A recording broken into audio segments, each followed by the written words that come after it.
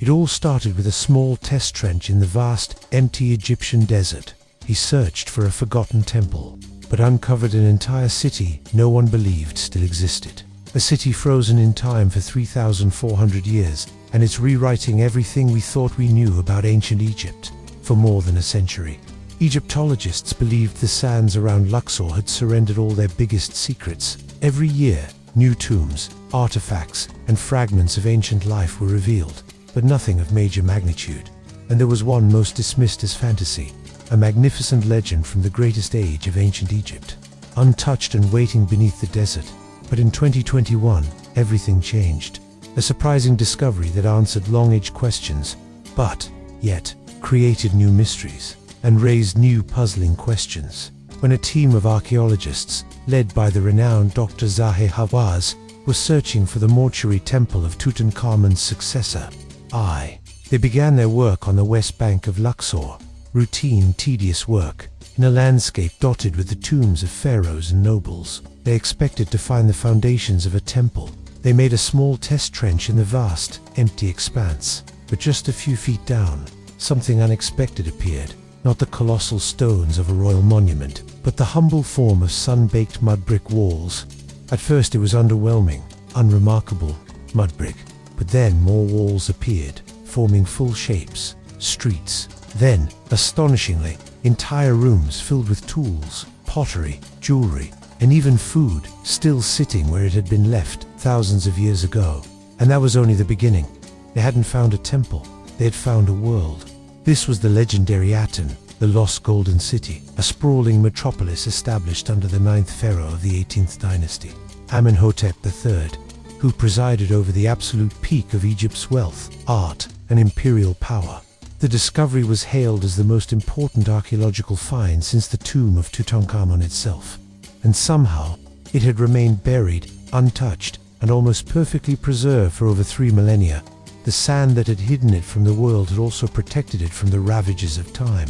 As diligent hands and soft brushes removed the layers of sand, they started to unearth to life a city in startlingly vivid snapshots. They found an industrial-sized bakery, its ovens still intact, with kneading areas and storage pots for flour and bread. A complete workshop where artisans meticulously shaped sacred amulets, cast metal into divine forms, and crafted jewelry of astonishing beauty. Residential homes with their storage jars still sealed and labeled, containing remnants of ordinary daily life. In one room, they found something sinister. A human skeleton lay face down, arms outstretched, as if death had arrived suddenly and without warning. A silent witness to the city's final moments. But the greatest shock was not the city's breathtaking state of preservation. It was its sheer size and complexity. Aten stretched outward like a miniature empire, a mosaic of distinct districts that told the story of a highly organized society. There were residential neighborhoods for the common workers, industrial zones humming with the activity of craftsmen, official buildings for government functions, and even sophisticated administrative quarters where the empire's business was conducted. This was no simple outpost or temporary settlement. This was the beating heart of Egypt's mighty 18th dynasty, a vibrant administrative and industrial center, second only to the capital city of Thebes. The era of Amenhotep III was a true golden age. This was a time when the great pyramids of Giza were already ancient history, yet the Egyptian empire stood at its zenith. Wealth flowed in from conquered lands in Nubia and the Near East. Art flourished with unprecedented sophistication. Aten was the center of it all, a bustling hub that powered the pharaoh's grand vision and sustained the opulent lifestyle of the Theban court. But then, it was abandoned. Why would a city so prosperous, so vital, so central to the empire's function, be deserted so completely? Why would its inhabitants leave behind their tools, their food, their homes, as if they intended to return the very next day? The answer may lie with the most controversial and enigmatic ruler in all of Egyptian history, Akhenaten, the son of Amenhotep III. Akhenaten was a religious revolutionary who tried to erase Egypt's entire pantheon of gods, moved the capital to a new, purpose-built city, and reshaped the empire under his radical new, monotheistic religion centered on the sun disk, also named Aten. Some scholars believe the abrupt abandonment of the Golden City aligns perfectly with Akhenaten's rise to power.